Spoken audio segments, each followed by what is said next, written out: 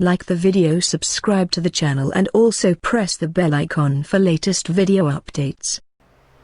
नमस्कार, आदाब, सत श्री अकाल, हार्दिक इस्तकबाल। मैं स्वागत करता हूं आप सभी लोगों का इसरो एकेडमी के इस ऑफिशियल यूट्यूब चैनल पे। जैसा कि पिछली वीडियो में आपने पढ़ा कि तुर्कों का भारत पे आक्रमण हुआ महमूद गजनवी के द्वारा, लेकिन महमूद गजनवी की मृत्यु के बाद अब जिस तुर्क आक्रमणकारी का अटैक होगा, तुर्क अटैकर का अटैक होगा भारत पे, वो मोहम्मद गोरी रहेगा। मोहम्मद गोरी बच्चों बेहद इंपॉर्टेंट है। क्यों? क्योंकि मोहम्मद गोरी के द्वारा ही भारत में मुस्लिम सल्तनत या दिल्ली सल्तनत की स्थापना होती है। ठीक है, तो हम लोग आज विशेष जो टॉपिक पढ़ेंगे वो मोहम्मद गोरी और उसके द्वारा स्थापित दिल्ली सल्तनत की स्थापना हम लोग पढ़ेंगे और बाकायदा डिस्कस करेंगे। ठीक है, आइए हम लोग पढ़ते हैं मोहम्मद गोरी। तो आप जैसा कि देख रहे हैं कि मोहम्मद गोरी, ये टर्की अटैक, मोहम्मद गोरी। पहले पूरा वीडियो जो है आप सुन लीजिए। मोहम्मद गोरी की बात करें तो मोहम्मद गोरी का पूरा नाम मुइजुद्दीन या सहाबुद्दीन मोहम्मद बिन शाम था। ठीक है, ये जो है संसबनी वंश का था, आप लिखा भी है देखिए। ठीक है, संसबनी वंश का था। और दूसरी बात, गोर जाति का था। बहुत बड़ा अटैकर था, बहुत बड़ा आक्रमणकारी था। मोहम्मद गोरी का पहला आक्रमण सन 1175 ईस्वी में मुल्तान में हुआ था, जिसमें जबरदस्त तरीके से ये जो है हारा था, बहुत जबरदस्त तरीके से इसकी हार हुई थी।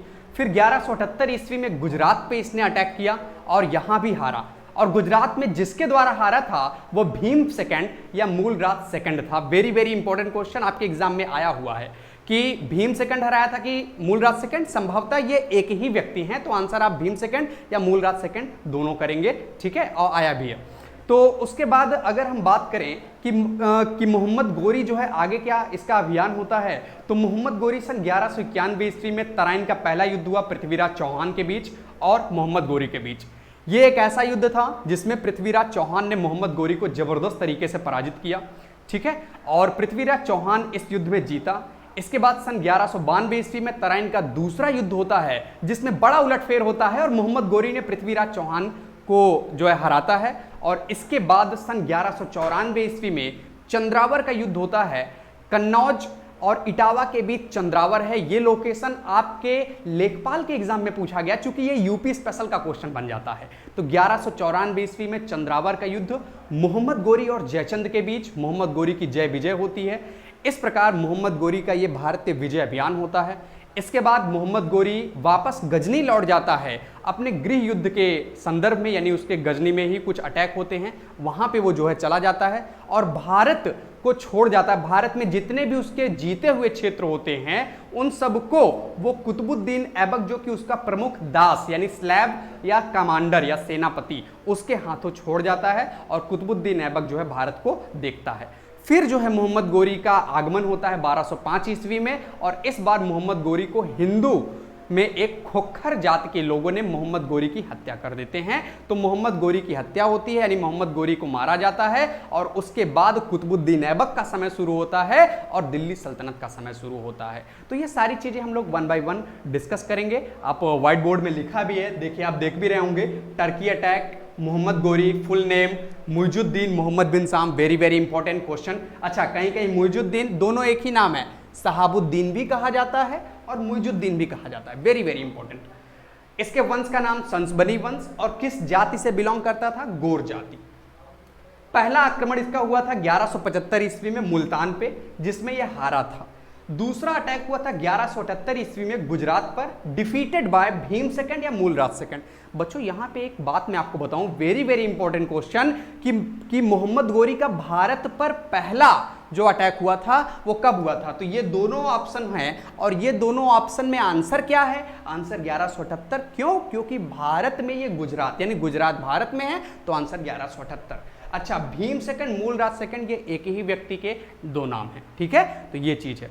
फिर आप लोग जो है व्हाइट बोर्ड पे ये लिखा हुआ है, आप लोग इसको लिखिए। फिर हम लोग तराइन का पहला युद्ध पढ़ेंगे और तराइन का दूसरा युद्ध पढ़ेंगे, फिर चंद्रावर का युद्ध पढ़ेंगे। बच्चों लिख लीजिए इसको।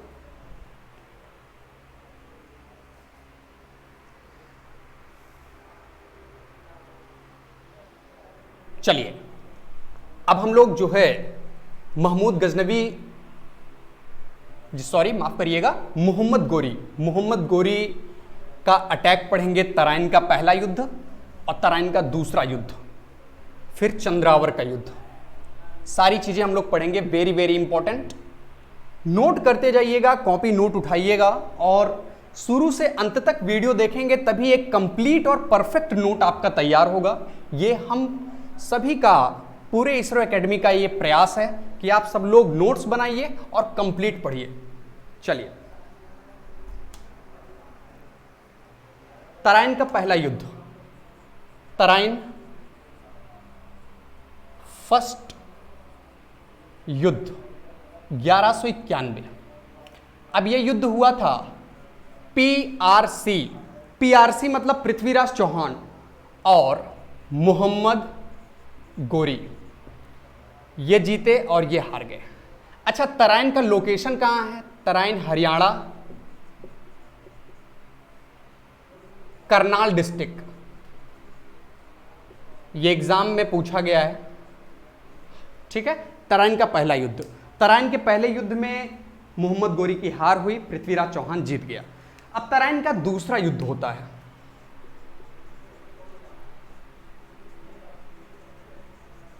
तराइन सेकंड युद्ध। यह हुआ था 1192 में।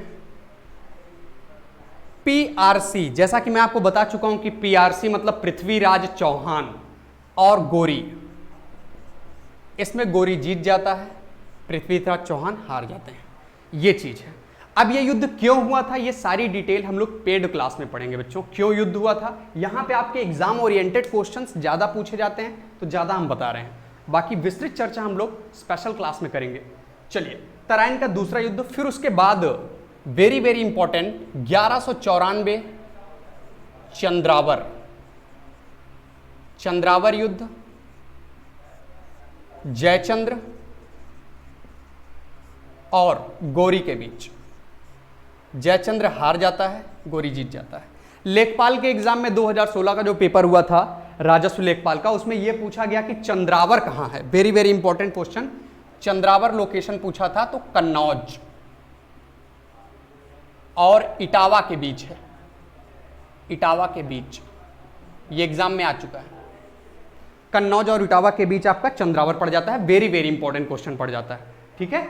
ये तो तराइन का पहला युद्ध, दूसरा युद्ध, फिर चंद्रावर का युद्ध, ये गोरी का विजय अभियान था। और इन सभी युद्धों में जिस एक कमांडर ने गोरी का भरपूर साथ दिया, एक विश्वास पात्र जो था, वो था कुतुबुद्दीन ऐबक। हम लोग इसके बाद कुतुबुद्दीन ऐबक पढ़ेंगे। 1206 में गोरी की हत्या हो जाती है, ठीक है। और गोरी का जो मकबरा है, गोरी का मकबरा आपके गजनी में है, ठीक है। जैसा कि मैं आपको वीडियो में बता भी चुका हूं कि 1194 युद्ध के बाद गोरी अपने गृह क्षेत्र यानी गजनी चला जाता है, फिर 1205 में लौटता है। खोखर नामक हिंदू समुदाय एक है, ठीक है, वो जो है अटैक करते हैं गोरी के ऊपर, और इस प्रकार गोरी जो है यहाँ पे जो है गोरी की हत्या होती है। और गोरी का जो मकबरा है वो आपका गजनी में है। और गोरी की जितनी भी विरासत है भारत में, जितने भी विजित क्षेत्र हैं, जो जीते हुए क्षेत्र हैं, वो सारे के सारे अब कुतुबुद्दीन ऐबक की जिम्मेदारी होती है, वो जो है उसको आगे बढ़ाता है। तो हम लोग ये सारी चीज़ें पढ़ेंगे और इसी के साथ दिल्ली सल्तनत की स्थापना भी होती है, तो हम लोग ये सारी चीज़ें पढ़ेंगे। आप लोग व्हाइट बोर्ड पे जितनी भी चीज़ें लिखी हैं आप जो है उसको नोट कर लीजिए, स्क्रीनशॉट ले लीजिए, ठीक है। तो हम लोग आगे पढ़ेंगे। चलिए,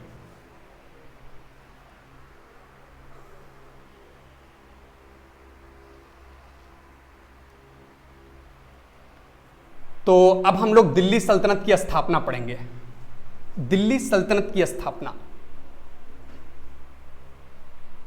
दिल्ली सल्तनत की स्थापना पढ़ेंगे। Very very important question, Delhi सल्तनत की स्थापना। यहां ये इतना सुपर टॉपिक है, सुपर इंपॉर्टेंट है। क्यों? क्योंकि बच्चों यहां पे जो है मध्यकालीन भारत में अगर क्वेश्चन आपसे पूछता है तो दो ही तो इंपॉर्टेंट टॉपिक हैं, एक दिल्ली सल्तनत, दूसरा मुगल। हम लोग दिल्ली सल्तनत शुरू करने जा रहे हैं। तो दिल्ली सल्तनत की स्थापना,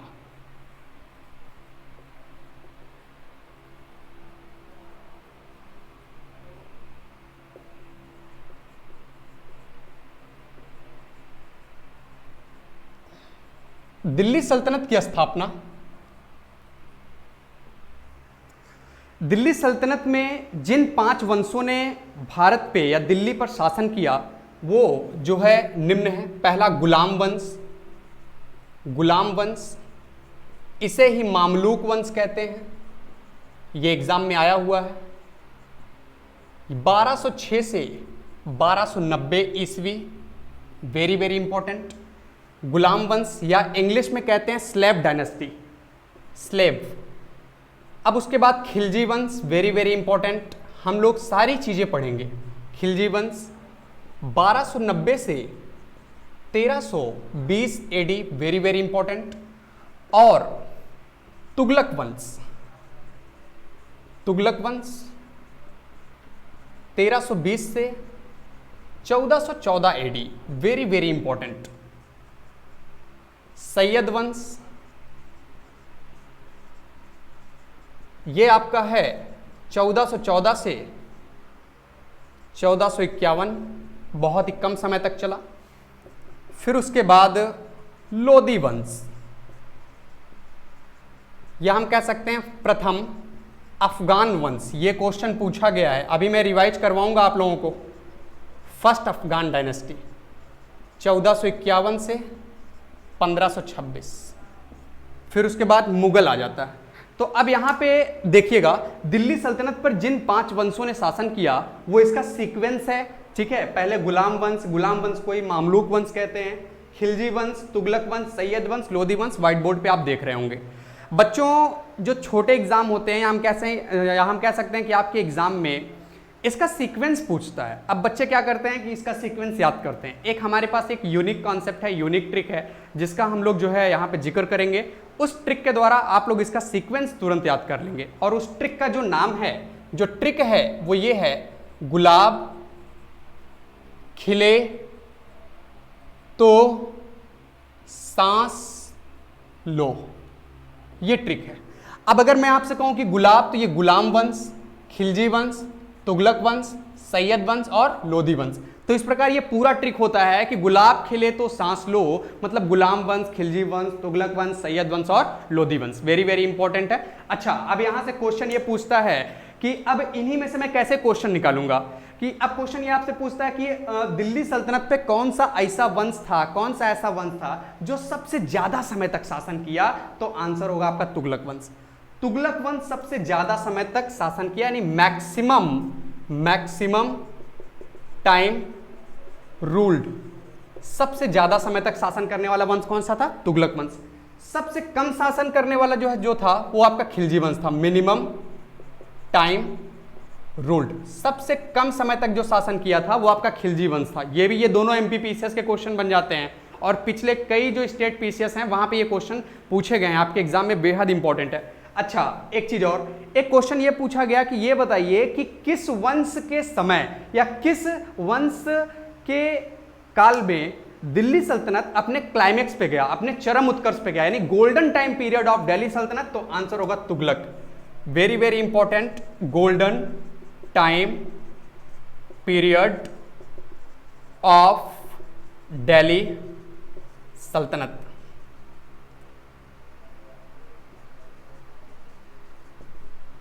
सल्तनत। यानी दिल्ली सल्तनत का चरम उत्कर्ष किस वंश के समय में आगे बढ़ा, तो ये हुआ तुगलक वंश। तो ये सारी चीजें हैं। हम लोग जो पहला पढ़ेंगे वो आपका पढ़ेंगे गुलाम वंश। मैंने आपको बता दिया है, पूरा व्हाइट बोर्ड पे लिखा हुआ है, बार बार बता रहा हूं। इस चीज को आप जो है स्क्रीनशॉट लीजिए, बेहद इंपॉर्टेंट है।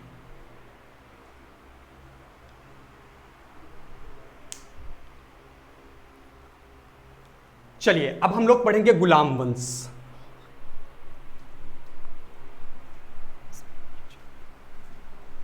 गुलाम वंश,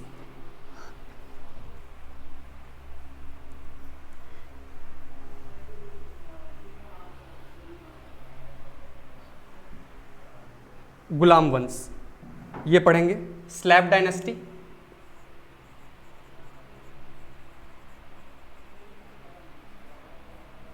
गुलाम वंश,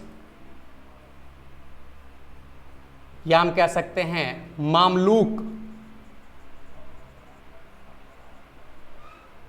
मामलूक वंश, ठीक है। या हम कह सकते हैं प्रारंभिक तुर्क वंश। और समय सीमा मैंने आपको बता दिया है 1206 से 1290। ये चीज है, बेहद इंपॉर्टेंट है। अब गुलाम वंश की स्थापना कौन किया था? तो गुलाम वंश की स्थापना जो है, इसका जो फाउंडर था, संस्थापक, वो था कुतुबुद्दीन ऐबक। अभी मैं इसकी कहानी भी सुनाऊंगा कि ऐबक कौन था, कैसे आया। कुतुबुद्दीन ऐबक 1206 से 1210, कुतुबुद्दीन ऐबक। अब हम ऐबक पढ़ेंगे, कुतुबुद्दीन ऐबक। ऐबक की बात करें तो बच्चों ये बड़ा विवाद है कि ऐबक क्या कहाँ से था। तो ऐबक तुर्किस्तान से था। फिर भी मतलब मैंने सर्च किया कई किताबों में तो ये पाया कि तुर्किस्तान का था। और ऐबक के माता पिता से ऐबक जो है बिछुड़ गया था। तो हुआ क्या कि एक बार ये पहुंच गया निसापुर गांव, यानी निसापुर एक गांव था गजनी में, वहां पे पहुंच गया। तो वहां पे कुछ व्यापारियों ने इसको जो है मतलब पाया, और एक प्रमुख व्यापारी थे, उनका नाम था मोहम्मद अजीज उल कुरैशी। उन्होंने कुतुबुद्दीन ऐबक को खरीद लिया, और कुतुबुद्दीन ऐबक को खरीदने के बाद वो अपने साथ गजनी लेकर आया। जब गजनी लेकर आया बच्चों, तो हुआ क्या कि ऐबक की तरह, यानी अपने पुत्रों की तरह, वो जो कुरैशी था वो ऐबक को पाला पोसा। ऐबक शुरू से ही प्रतिभावान था, बहुत प्रतिभाशाली था। बचपन में ही ये कुरान का पाठ करता था, ठीक है, एकदम सुरीले स्वर में, ठीक है, इसीलिए इसको कुरान ख्वां कहा गया। तो ऐबक जो है प्रतिभावान था। बहुत ही कम समय में जो इसका मालिक था यानी कुरैशी, उसकी मृत्यु हो जाती है। तो जो उसके पुत्र थे वो ऐबक को गजनी में बेच देते हैं, और वहां पर ऐबक मिलता है मोहम्मद गोरी को। तो मोहम्मद गोरी को मिलता है, तो मोहम्मद गोरी जो है ऐबक को अपने यहाँ रखता है। ऐबक बहुत विश्वास पात्र बन जाता है, यानी अपने कई गुणों से, ईमानदारी से, सेना शक्ति से, स्वाभिमानी से, ये सारी चीज़ों से ऐबक जो है एकदम विश्वास जीत लेता है मोहम्मद गोरी का। और जल्द ही मोहम्मद गोरी कुतुबुद्दीन ऐबक को अमीर ए आखुर का पद देता है। वेरी वेरी इंपॉर्टेंट क्वेश्चन पूछा गया है कि मोहम्मद गोरी कुतुबुद्दीन ऐबक को किस पद पर रखा था? अमीर ए आखुर। अमीर ए आखुर जो पद होता है वो अस्तबल, जो अस्तबल होता है घोड़ा वगैरह वहां जो रखे जाते हैं, अस्तबल का प्रधान अधिकारी अमीर ए आखुर होता है। तो उस पद पर कुतुबुद्दीन ऐबक को रखा था मोहम्मद गोरी ने। मोहम्मद गोरी के कई विजय पर कुतुबुद्दीन ऐबक भरपूर साथ दिया था, भरपूर सहयोग दिया था, तो वो हम आपको पढ़ा चुके हैं। तो इस प्रकार कुतुबुद्दीन ऐबक का जो है मतलब जीवनचर्या शुरू होता है मोहम्मद गोरी के संरक्षण में, और ये सारी चीजें हम लोग पढ़ेंगे। चलिए आइए, कुतुबुद्दीन ऐबक, इसके कई नाम थे आपके एग्जाम में। मेरा एक उद्देश्य है कि मेरे क्वेश्चन आपके एग्जाम में हूबहू वही मिले। तो कुतुबुद्दीन ऐबक के दो नाम थे। पहला कुरान खां। मैंने आपको बता दिया कि कुरान खां क्यों कहा जाता था, क्योंकि कुरान का पाठ म्यूजिक से करता था, सुरीले स्वर में करता था, जिसका कि इस्लाम इजाजत नहीं देता है। क्यों? क्योंकि इस्लाम में म्यूजिक जो है बैन है, यानी इस्लाम में म्यूजिक जो है ज्यादा वरीयता नहीं दी जाती। तो पहला जो इसका नाम था वो था कुरान खां। दूसरा जो इसका नाम था, वेरी वेरी इंपॉर्टेंट, लाख बख्श। लाख बख्श, लाखों का दान करता था, वेरी वेरी इंपॉर्टेंट। अब उसके बाद हुआ क्या कि ये शुरू में जो है मलिक और सिपा सलार की हैसियत से जो है दिल्ली सल्तनत पर ये शासन किया, ठीक है। हुआ क्या कि मोहम्मद गोरी की जब मृत्यु हो गई तो जो लाहौर के जो अमीर लोग थे, जो सरदार लोग थे, उन्होंने कुतुबुद्दीन ऐबक को दिल्ली से लाहौर बुलाया और लाहौर का शासक नियुक्त किया। तो दिल्ली सल्तनत की तो स्थापना हो गई, परंतु कुतुबुद्दीन ऐबक की जो कैपिटल थी, वेरी वेरी इंपॉर्टेंट, ये आपका लाहौर थी, लाहौर थी। और कुतुबुद्दीन ऐबक को सुल्तान का टाइटल किसने दिया था? वेरी वेरी इंपॉर्टेंट, क्योंकि ये पहले सुल्तान नहीं था, ये दास था। दरअसल गुलाम और दास में क्या अंतर होता है, मैं आपको एक चीज बताऊं कि गुलाम वो होते हैं जिनके माता पिता भी गुलाम थे। गुलाम वो होते हैं जिनके माता पिता भी गुलाम थे। दास वो होते हैं जो स्वतंत्र माता पिता के जो बच्चे होते हैं, किसी की हम कह सकते हैं किसी के अंडर में जो काम करते हैं, वो दास कहलाते हैं। तो गुलाम और दास में यही फर्क है कि गुलाम जो होते हैं वो माता पिता भी उनके कहीं ना कहीं गुलाम थे। तो ये चीज था। अब इसको सुल्तान का टाइटल किसने दिया? तो सुल्तान का जो टाइटल दिया था वो गयासुद्दीन महमूद दिया था। गयासुद्दीन महमूद, गयासुद्दीन महमूद। ये कौन था? ये मोहम्मद गोरी का उत्तराधिकारी था, सक्सेसर था। ये इसको सुल्तान का टाइटल दिया था। कुतुबुद्दीन ऐबक ज्यादा समय तक इसका जो है नहीं है। क्यों? क्योंकि सर बहुत कम समय में ही, यानी बहुत कम समय में ही इसकी आकस्मिक मृत्यु हो गई। एट्रंडम ये जो है एक्सपायर कर गया। क्यों? क्योंकि ये जो है 1210 ईस्वी में चौगान, या हम कह सकते पोलो, पोलो चौगान या पोलो खेलते समय घोड़े से गिरकर इसकी मृत्यु हो गई। तो 1210 ईस्वी में चौगान या पोलो खेलते समय इसकी मृत्यु हो गई, यानी पोलो खेलते समय ऐबक पोलो हो गया, आप ऐसे समझ सकते हैं, सीधी सी बात है। 1210 ईस्वी में चौगान या पोलो खेलते समय इसकी मृत्यु हो गई। अब ऐबक इतना हो गया, लेकिन ऐबक इन 4 सालों में किया क्या, वो सारी चीजें हम लोग बताएंगे। आप स्क्रीनशॉट ले लीजिए, तब हम इसको आगे बताएं।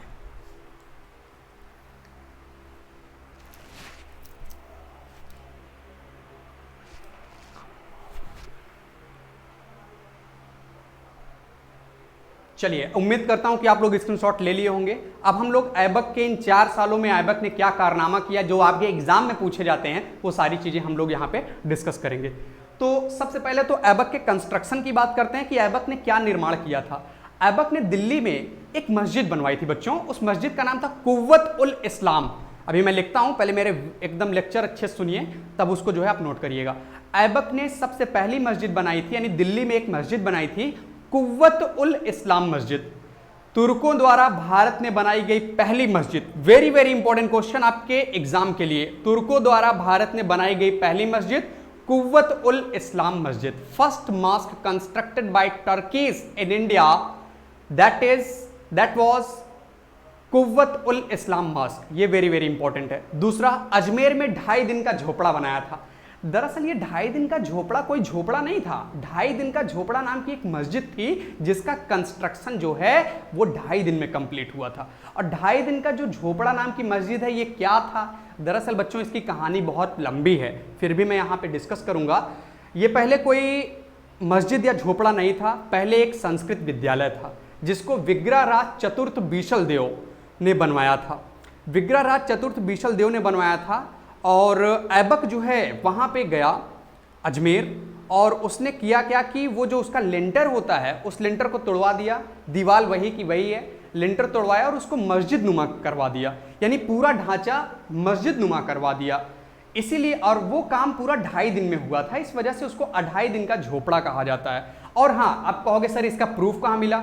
बच्चों, जो वो दीवार है ना, उस दीवार में जो आज भी संस्कृत में पंक्तियां लिखी गई हैं, जो विग्रहराज चतुर्थ बीसलदेव के दरबारी कवि बीसलदेव ने लिखा था, बीसलदेव ने लिखा था, और उसकी किताब का नाम था हरिकेल नाटक। ये सारे क्वेश्चन यूपी पीसीएस के हैं, स्टेट पीसीएस के क्वेश्चन है और आपको एग्जाम में मिलेंगे।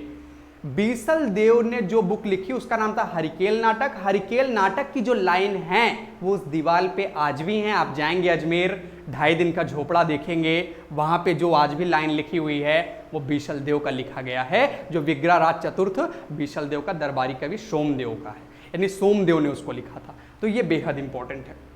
अब उसके बाद अजमेर हो गया, दिल्ली हो गया। दिल्ली में ही very very important Qutub Minar, Qutub Minar बनवाया ऐबक ने। ऐबक की अगर हम बात करें तो ऐबक, जिसका हम कह सकते हैं कि जिसका फॉलोअर था वो था कुतुबुद्दीन बख्तियार काकी। ये सूफी थे। सूफी क्या होते हैं, सूफी के बारे में अलग चैप्टर हम लोग पढ़ेंगे। तो ऐबक के जो फेवरेबल जो सूफी थे, जो चिश्ती थे, उनका नाम था कुतुबुद्दीन बख्तियार काकी। बख्तियार का मतलब होता है भाईजान, भाई बंधु, और काकी का मतलब होता है रोटी बांटने वाला। मतलब वो ऐसा पर्सन था जो अपने लिए नहीं जीता था, दूसरों के लिए जीता था। वो था कुतुबुद्दीन बख्तियार काकी। और कुतुबुद्दीन बख्तियार काकी के प्रति श्रद्धा समर्पित करने के लिए ऐबक ने कुतुब मीनार बनवाया था। अब ये सूफी क्या होते हैं? सूफी मुस्लिमों की एक ऐसी कैटेगरी होती है जो मुस्लिमों की कट्टरता को नहीं पसंद करते हैं, मुस्लिमों की कट्टरता को तिलांजलि दे देते हैं। सूफी, सूफी की बात करें तो सूफी पूरे वर्ल्ड में 2 जो है प्रकार से पाए जाते हैं, एक बासरा, दूसरा बेसरा। फर्स्ट बासरा, सेकंड बेसरा। बासरा बच्चों बहुत फेमस हुआ, बेसरा सक्सेसफुल नहीं हुआ।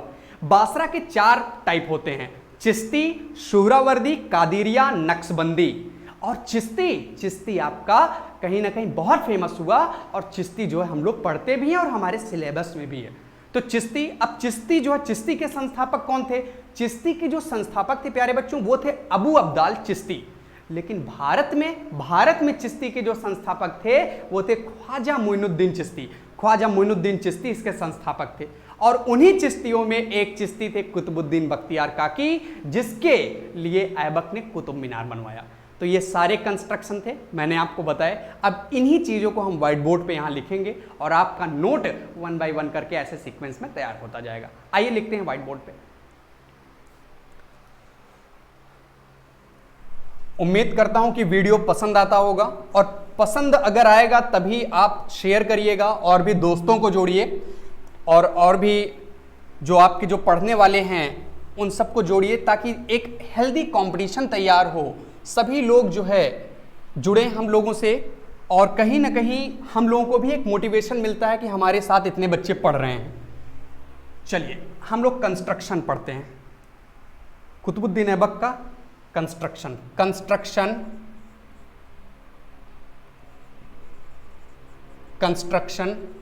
ऑफ ऐबक। ऐबक का कंस्ट्रक्शन हम लोग पढ़ेंगे। सबसे पहला जो इसका कंस्ट्रक्शन है, मैंने आपको बताया दिल्ली में 2 कुव्वत उल इस्लाम मस्जिद।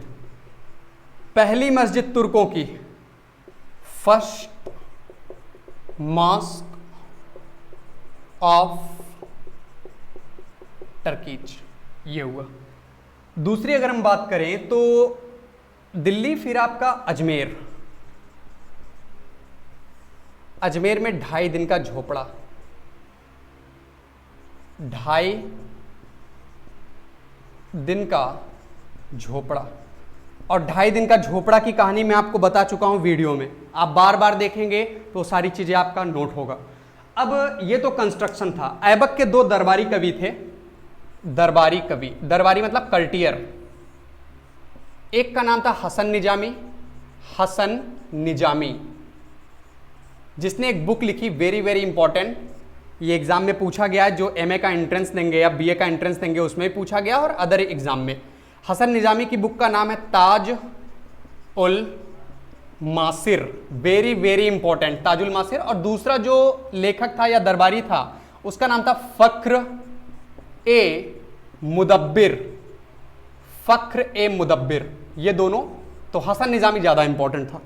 तो ये कुतुबुद्दीन ऐबक था। तो सारी चीजें मैंने आपको ऐबक में बताया। अच्छा, एक क्वेश्चन और पूछा गया कि पहली बार भारत में पोलो खेल कौन लाया था? कुतुबुद्दीन ऐबक। और अगर ऑप्शन में कुतुबुद्दीन ऐबक नहीं होगा तो आंसर आप करोगे तुर्कों ने लाया था। पोलो चौगान होता है।